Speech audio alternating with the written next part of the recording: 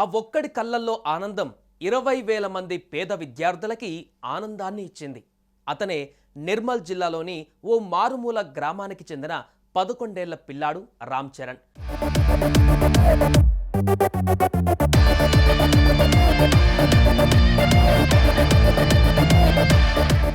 బండి సంజయ్ ప్రజా సంగ్రామ పాదయాత్రలో ఆ గ్రామానికి వెళ్ళి ఆ ఇంటి తలుపు తట్టగా మొట్టమొదట కనిపించిన దృశ్యం ఆ పిల్లాడి మానసిక స్థితి.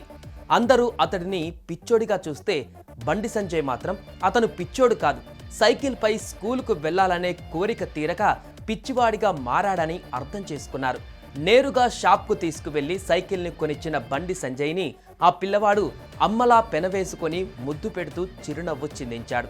ఆ ఘటన బండి సంజయ్ మనసులో బలంగా నాటుకుపోయింది.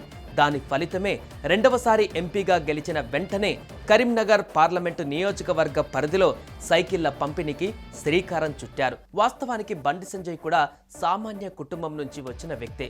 ప్రజా సమస్యలపైన నిత్యం పోరాడుతూ తన వద్దకు వచ్చే వాళ్లకు లేదు అనకుండా చేతనైనంత సాయం చేసేంతటి వ్యక్తిత్వం ఉన్న నాయకుడు బండి సంజయ్. అందుకే ఆ పిల్లవాడి కళ్ళల్లో ఆనందంతో ఎలాగైనా ప్రభుత్వ స్కూళ్లలో చదివే పేద విద్యార్థులందరికీ సైకిళ్లను ఉచితంగా పంపిణీ చేయాలనే నిర్ణయానికి వచ్చారు.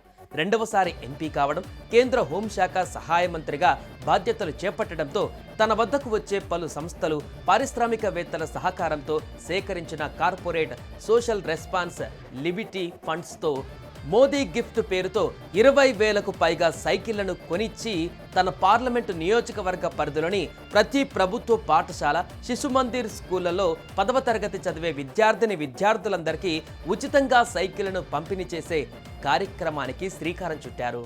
ఈ సైకిళ్ల పంపిణీ కార్యక్రమానికి హాజరైన కరీంనగర్, సిరిసిల్ల జిల్లాల కలెక్టర్లతో పాటు సంబంధిత ఉన్నతాధికారులు, పోలీసులు, విద్యాశాఖ అధికారులంతా కేంద్ర మంత్రి బండి సంజయ్ని అభినందిస్తున్నారు. విద్యార్థుల మొట్టమొదటి ఆస్తి సైకిల్.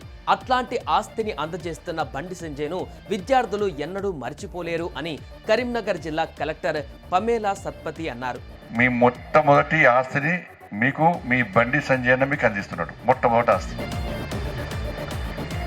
సైకిల్ చదువుకే కాదు, ఎక్సర్సైజ్కి కూడా ఎంతో ఉపయోగం. ఈ రోజుల్లో సరైన ఎక్సర్సైజ్ లేకుండా అనారోగ్యాల బారిన పడుతున్న విద్యార్థులకు సైకిల్ ఎంతగానో ఉపయోగపడుతుంది.